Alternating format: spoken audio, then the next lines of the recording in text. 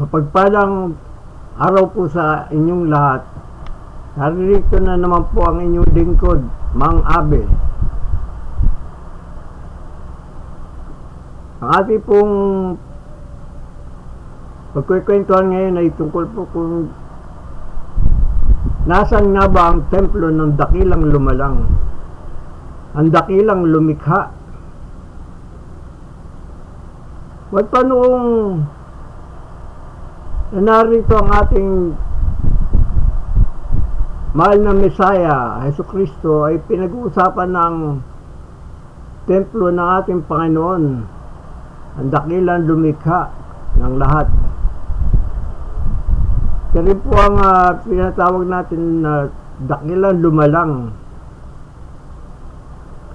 Ito na po ang panahon para matuklasan natin ang totoong katotohanan, upang maliwanagan na po tayo sa ating mga katanungan sa ating pagsasaliksik dito sa landas ng buhay espiritual.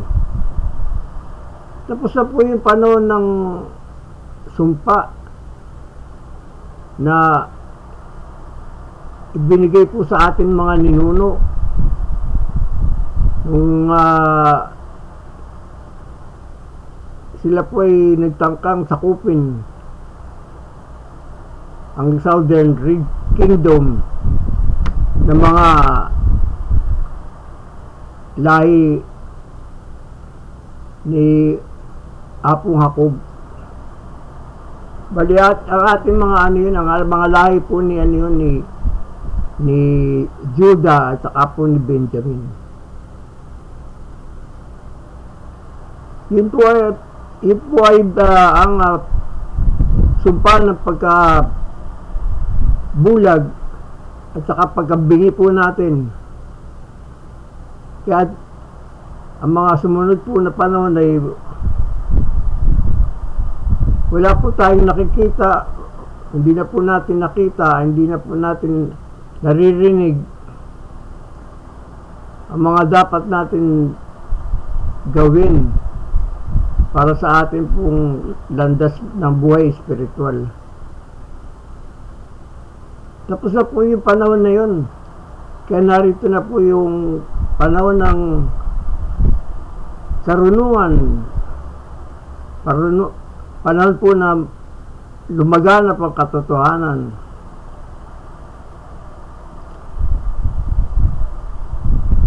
Nasaan na nga po ba yung templo ng dakilang lumikha? Marami po ang naghahanap kung saan yung templo. Nasa Jerusalem po ba? Nasa ibang lugar po ba? Nasa bundok, lumalayo pa po sila para hanapin ang templo ng ating dakilang lumikha, ating dakilang lumalang. Sabi nga po ng katuruan ng ating Panginoon, ng ating banal na lumalang ay nasa lahat ng bagay. Kaya yung pong hinahanap natin na na templo ay walang iba kundi po yung sarili nating katawan, sarili nating kaluluwa, nasa sarili po nating espiritu. Kaya ang templo po na yan ay ang ating katawan. Ang ating katawan po na naging sisidlan ng ating diwa, nasaan po yung banal na lumikha. Kaya narito lang po sa atin ang templo. Tayo po ang templo. Kaya kailangan po natin mahalin ang ating sarili bilang templo ng banal ng dakilang lumikha ng ating Panginoon. Kaya kailangan po natin respetuhin, galangin, mahalin ang ating sarili bilang templo ng dakilang lumikha. Ganun rin po ang pagmamahal natin, ang pagmamahal ko sa lahat po ng ating kapwa. Kaya kung lahat po tayo, ganun po ang paniniwala, wala pong gulo mangyayari dito sa mundo natin dahil nire-respeto po natin ang isa't isa bilang templo ng dakilang lumikha na nasa kanila po nanalaitay sa atin po mga diwa, ang dakilang lumikha, ang dakilang lumalang. Ano po ba magiging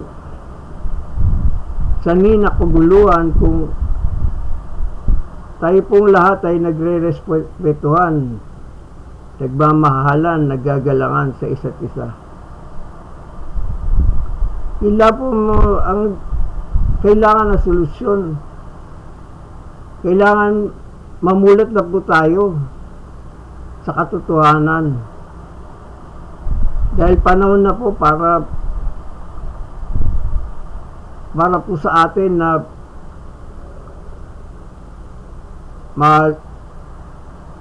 sa isip natin, masadamdamin natin ang ating pagiging isang Hebrew Semite.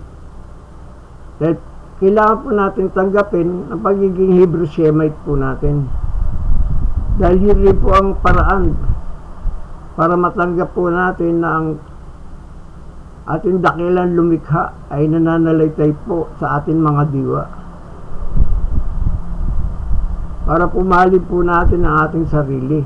Mamahalin po natin ang ating mga kapwa. Ganun na rin po ang lahat ng hayop at saka lahat ng bagay. Dahil nasa kanila rin po ang dakilang lumikha, ang dakilang lumalang.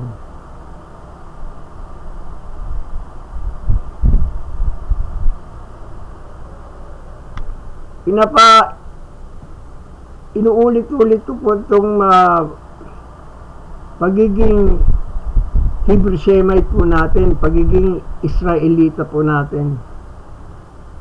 Dahil kailangan po natin tanggapin, kailangan po natin isa puso, kailangan po natin isa isip ang pagiging isang Hebreo, pagiging isang lahi ni Apon Shem. Dahil tayo po mga Asyano ay lahi po ni Apon Shem.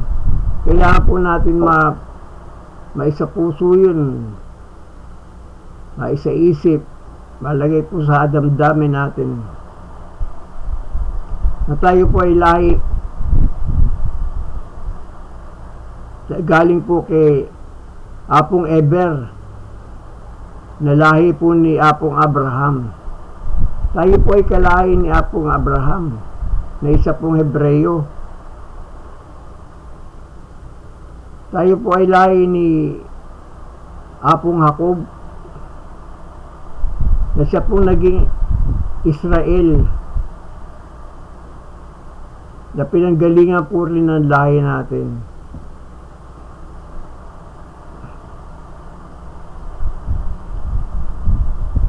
Tanda po natin, tayo po ay mga templo. Kaya bali ang buong mundo ay templo na rin po. Ba't pa po tayo maghahanap ng isang gusali para gawin templo, na kung ang sarili po natin ay templo na rin? Templo ng dakilang lumikha, templo na dakilang lubalang, nananalaytay po sa ating diwa. Tayo po lahat ay templo, kaya respetuhin po natin ang bawat isa, galangin po natin ang bawat isa para po maging mapayapa ang buhay po dito sa ating daigdig. Panahon na po yan para maliwanagan po tayo sa totoong katotohanan. Dahil nariyan po, nakasulat po sa Revelasyon, sa libro, sa aklat ng Revelasyon, sa Biblia, na sabi po sa mga propesiya doon na ngayon na po yung panahon ng tribulasyon, na darating ng tribulasyon. Hindi lang po natin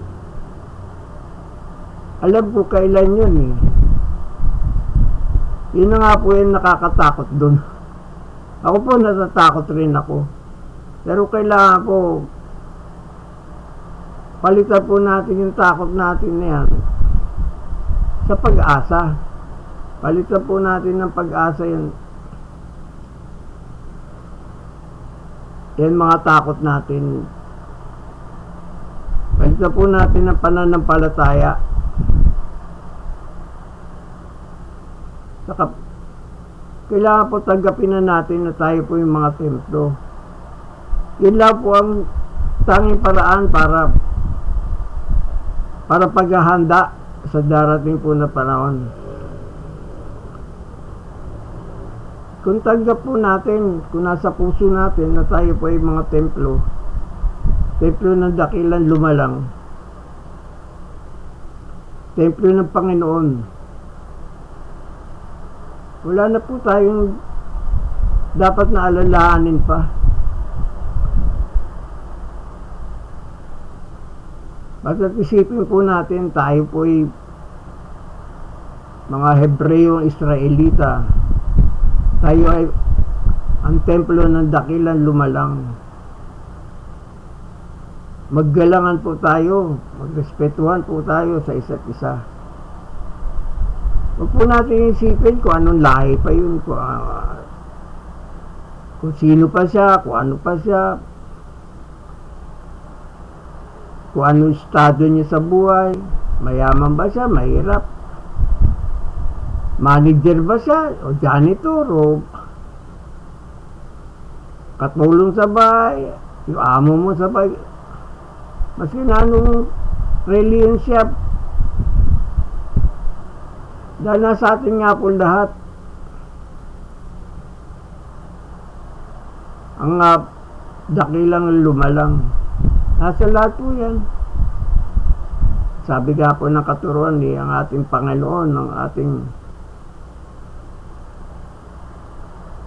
ating Diyos, sa tinatawag na Diyos ay omnipresent. Ika nga nila sa English, omnipresent. Ang omnipresent po ay nasa lahat ng bagay. Naroon po siya sa nabubuhay po siya sa lahat ng bagay, omnipresent.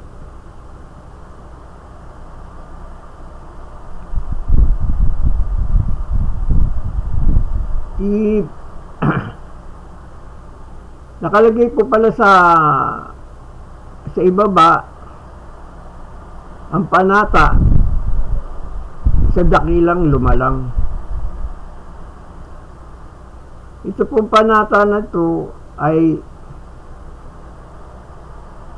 katumbas na po ito na 10 utos ng Panginoon na iginawad po kay Apong Moises nung panahon po ng Exodo, na panahon po ng isinalba po ni Apong Moises ang ating lahing Hebreo sa mga kabay ng Ehipto. Yung 10 utos na yun ay kailangan na po natin palitan ng isang panata. Huwag na po tayong utusan, hindi po ba? Kailangan po ay mamanata na po tayo sa ating dakilang lumalang. Hindi po tayo, tapusin na po natin yung kautusan.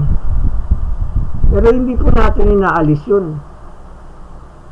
Dinalagay po natin sa ibang level, sa mas mataas na level, yung 10 kautosan ng Panginoon sa dakila, saan po na panata, sa dakilang lumalang. Kaya nariyan po yung sa ibaba, ang panata na yan. Kasi iaanin ko po, sasabihin ko po ngayon ng panata ng sa dakilan lumalang. Panata sa dakilan lumalang. Ako ay lumalang ng buhay na nanalalaytay sa aking diwa. Nasasamba sa kanya lamang. Wala akong sasambahin o yuyukuan man na anumang imahin o iiduluhin na sinumang nilalang. Gagalangin ko ang banal na ngalan ng lumalang ng buhay at gayon din ang pangalan ko. Sa 6 na araw ako'y maghahanap buhay at sa araw ng Sabado ako'y magpapahinga at gagawin ko itong banal para sa ating pagniling sa lumalang ng buhay. Mamahalin at tutuparin ko ang aking ama at ina. Arugain ko ang aking mga lolo at lola. Pangangalagaan at pananatilihin ko ang buhay ng aking kapwa. Gagalangin ko ang kabanalan ng pakikipagsamahan ko sa aking asawa at ng ibang mag-asawa. Gagalangin ko ang kasarian ng aking pagkatao. Pangangalagaan ko ang ari-arian ng aking kapwa. Pananatilihin ko ang katotohanan ng aking mga salita. Magsisikap akong umasenso ang aking buhay para sa masaganang kinabukasan. Ito pong panata na ito ay alinsunod po sa 10 utos ng Panginoon na iginawad po kay Apo Moises. I-level up na po natin yung 10 utos na yan. Panahon na po para i-level up natin. Mamanata na po tayo tungkol sa 10 utos na yan. Gawin na po natin panata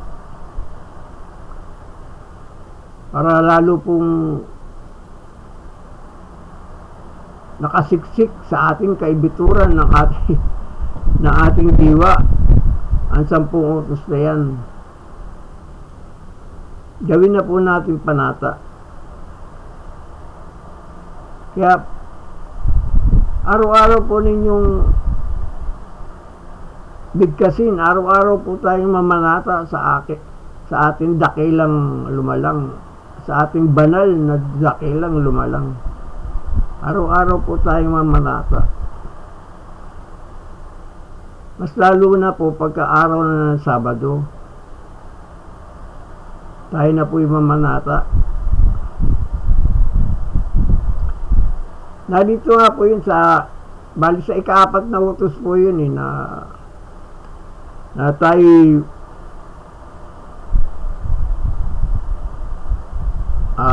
sasampalataya sa ating Panginoon sa araw ng Sabado. Ito po yung araw ng Sabat. Nakalagay po rito sa ibaba ang ating ito po panata na to. Kaya ilipat na po ninyo sa kopyahin po ninyo, ilipat nyo po ninyo sa isang notebook at tayo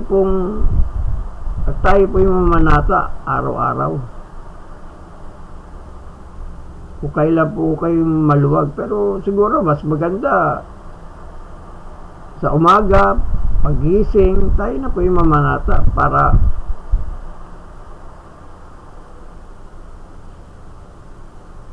Parang binabati natin kagad yung ating dakilang lumalang na narito sa atin, na narito po sa templo natin.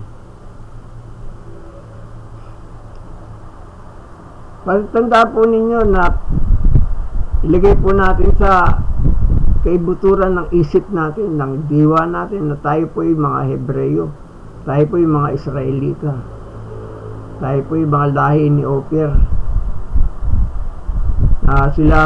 Sila apong Ophir, ay sila yung mga sinaunang Hebreyo na naglakbay papunta rito sa ating kapuluan. Tanda po ninyo, tayo po yung mga Hebreyo, magmahalan po tayo dahil tayo po yung mga templo na ating pong dakilan lumalang.